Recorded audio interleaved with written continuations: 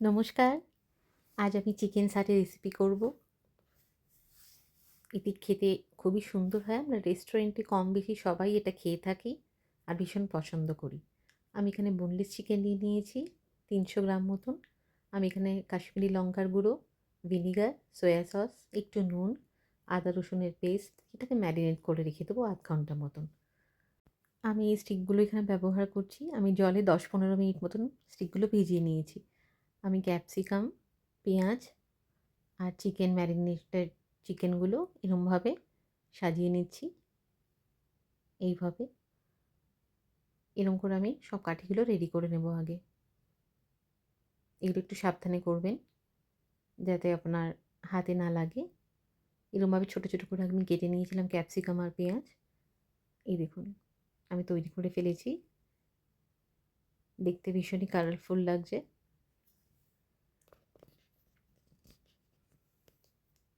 এটা খুবই একটু স্পাইসি ট্যাঙ্গি একটা স্টার্টার। সবাই ভালোবাসবে। ছোট বড় সবাই আমরা খেতে খুবই ভালোবাসি এটা। আমি প্যানেতে তেল গরম করতে বসিয়ে দিয়েছি লো ফ্লেমে। আমি এখানে ময়দা, কাশ্মীরি লাল লঙ্কার গুঁড়ো, একটু নুন দিয়ে আমি এখানে একটা এরকম স্লারি মতন করে রাখছি।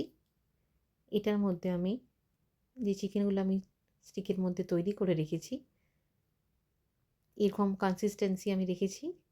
এগুলো আমি ডিপ করে নেব, ভালো করে কোট করে নেব। এইভাবে আমি করছি। করে আমি তেলটার মধ্যে দিয়ে দেব। তেলটা মিডিয়াম গরম থাকবে, খুব গরমে আমি দেব না। তাহলে বাইরেটা রান্না হয়ে যাবে, ভেতরটা কাঁচা থাকতে পারে। উল্টে পাল্টে আমি ভালো করে এটা রান্না করে নেব। কি সুন্দর কালার এসছে দেখুন।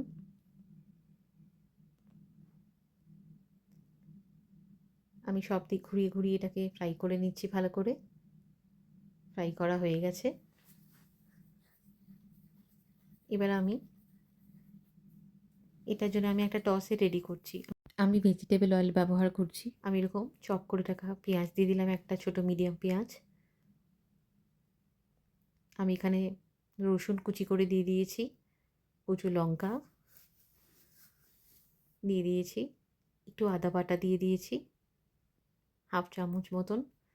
আমি এখানে শেজওয়ান সস দিচ্ছি 4 চামচ, টমেটো কেচাপ দিচ্ছি, ডার্ক সোয়া সস ব্যবহার করছি আর রেড চিলি পাউডার কাশ্মীরি। এটাকে আমি ভালো করে টস করে নেব এই চিকেনগুলো দিয়ে। এই দেখুন আমি টস করে নিয়েছি বেশ কিছুক্ষণ।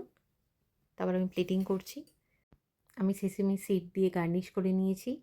রেসিপিটা ভালো লাগলে অবশ্যই লাইক, শেয়ার আর সাবস্ক্রাইব করবেন। নমস্কার।